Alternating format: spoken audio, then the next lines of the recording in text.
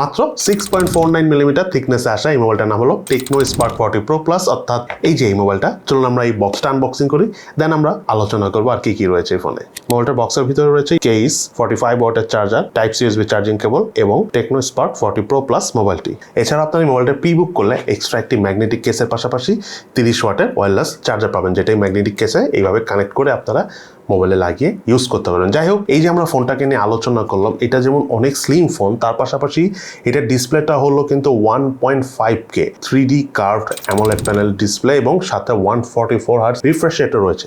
তার পাশাপাশি স্লিম এই মোবাইলটার ভিতরে রয়েছিল 5200 মিলি অ্যাম্পিয়ারের ব্যাটারি। তার পাশাপাশি মোবাইলটার রিয়ার প্যানেলে 50 মেগাপিক্সেলের ডুয়েল ক্যামেরা সেট আপ রয়েছে এবং অত্যন্ত হালকা এই মোবাইলটাতে প্রসেসর হিসেবে রয়েছিল মিডিয়াটেক হেলিও G200 এবং 4G। এই ফোনটি বাংলাদেশ মার্কেটে 8GB RAM 256GB storage variant দিয়ে অফিসিয়াল প্রাইস হলো 24,999 টাকা। So very soon Tecno Spark 40 pro plus অর্থাৎ এই মোবাইলটার ফুল রিভিউ ভিডিও আমাদের চ্যানেলে আসতে যাচ্ছে।